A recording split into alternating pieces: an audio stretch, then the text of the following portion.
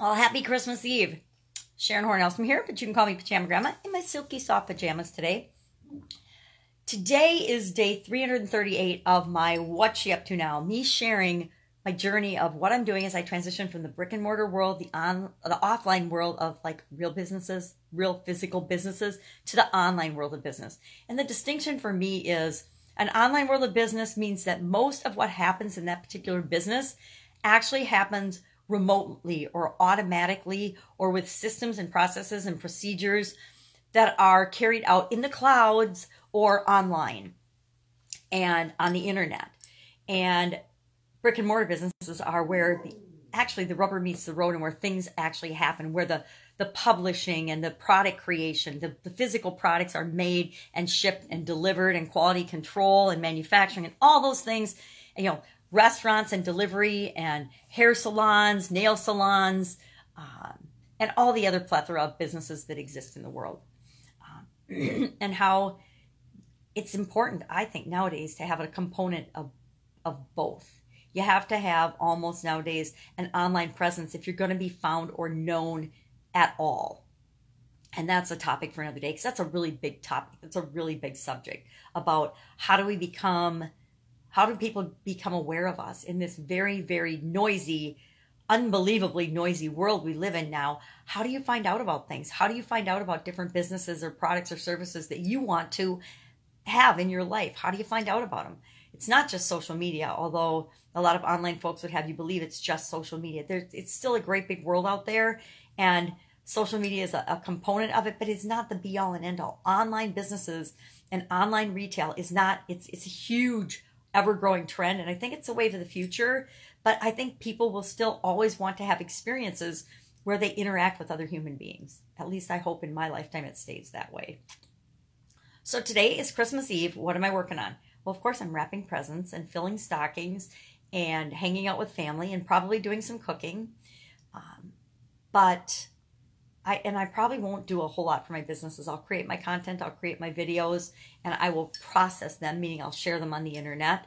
But that is probably the extent of what I'll do today. I might send out a couple of course, Merry Christmas messages and a couple of invites to ask about the Women's Summit, because I have not gotten in touch with a lot of the influencers that I want to participate in these next Women's Summits. The first one, there's a couple people for the first one I'd like to chat with and see if they would like to participate. And then there's I want to start planning and planting the seeds and getting people involved for all of the summits so that that's mapped out for the whole 2019 year.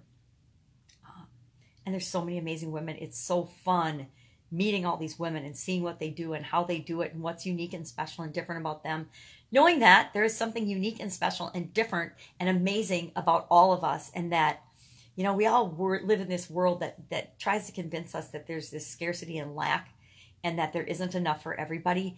But the truth is there's plenty for everybody, more than we could ever imagine. We just have to put ourselves out there so people know how we can help them, and then they will come to us. But those are the best people, the ones that find us because they resonate and they can relate to us. Those are the best, most fun people to work with. Everybody else, there's somebody else that they should be working with, not with me, not with you.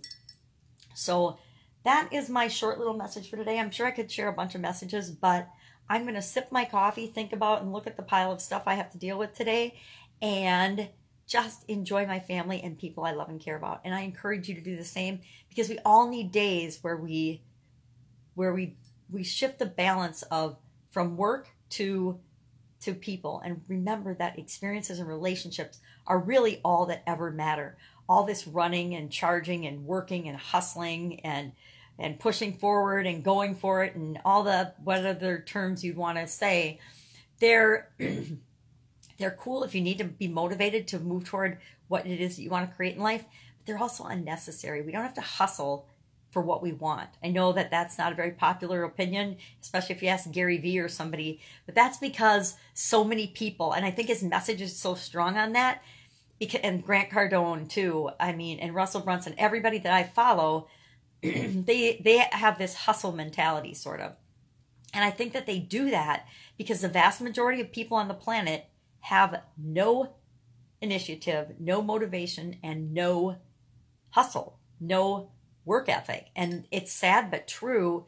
And it's because it's been bred into us. It's been bred into humans that they can do the minimum to get by and be successful. And that is one of the biggest lies on this planet. That's one of the biggest lies on earth. But you also don't need to hustle, hustle, hustle to create the life that you want. But you do have to create the life that you want.